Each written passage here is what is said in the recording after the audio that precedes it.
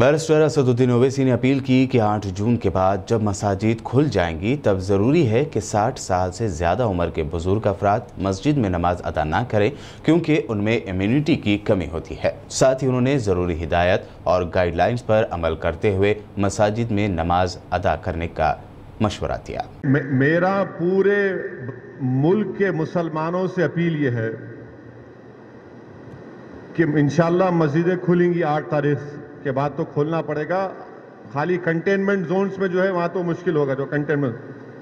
मेरे पूरे मुसलमानों से अपील ये है कि हम तमाम को एक पॉलिसी और एक उसूल बनाना चाहिए कि हमारे मस्जिदों में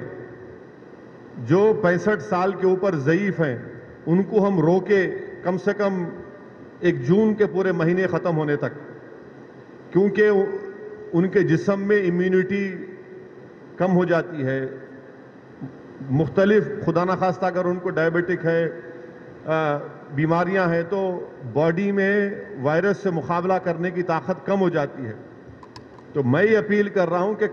8 जून को इंशाल्लाह तो खुल जाएंगे, मगर कम से कम जून के ख़त्म होने तक हमारे जो 65 साल के ऊपर जो ज़ईफ़ अफराद हैं उनको हम समझाएं, उनसे रिक्वेस्ट करें कि कम से कम जून के ख़त्म होने तक आप थोड़ा मस्जिद को मत जाइए, घर में नमाज़ पढ़िए। जो नौजवान हैं जो ज़रा मस्जिदों को कम जाते, अब वो जाकर मस्जिद को आबाद रखें। तीसरे ये कि मसाजिद में अगर कारपेट है और उस कारपेट को निकाल सकते आप तो फौरन निकालकर पत्थर के ऊपर नमाज पढ़ना चाहिए, क्योंकि कारपेट में एपिडेमोलॉजिस्ट और जितने हेल्थ एक्सपर्ट से डॉक्टर्स वो बोलते हैं कि कारपेट में बहुत से जरासीम जम जाते हैं और उससे हो सकता है कि खुदा ना खास्ता किसी को वायरस लग सकता। तो चौथी बात काम हमको ये करना चाहिए कि मसाजिद में बैतुल खला और वज़ू का इंतज़ाम ना रखें, क्योंकि वो वज़ू करते कुली करते और फिर आप आके नमाज पढ़ते, तो लोग घर से ही अपने वज़ू कर आएं और नमाज जब पढ़ेंगे तो नहीं मालूम मुफ्ती इकराम को फैसला करना है कि अगर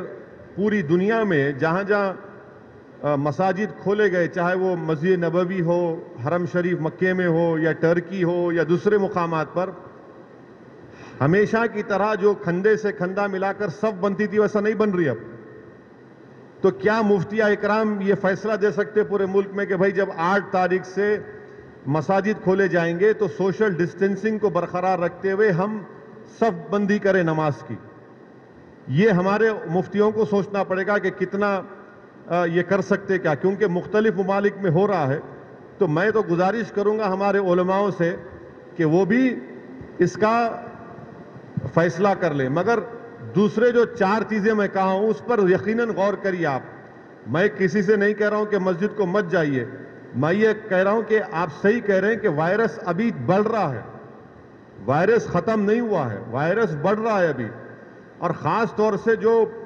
हमारे 65 साल के ऊपर के जो लोग हैं और जो लोग मुख्तलिफ अमराज के शिकार हैं, जिसको किडनी की बीमारी है, हार्ट की है, लंग्स की है, डायबिटिक हैं, उनको तो और एहतियात करने की ज़रूरत है,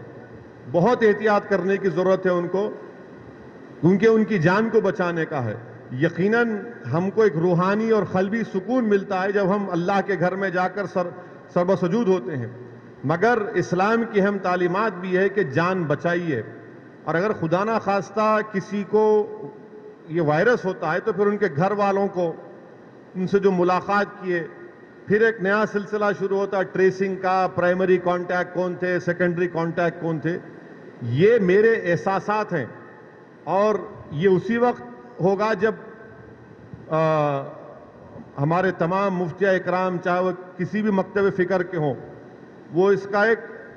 इज्तिमाई तौर पर नोट लेकर सबको बताएं।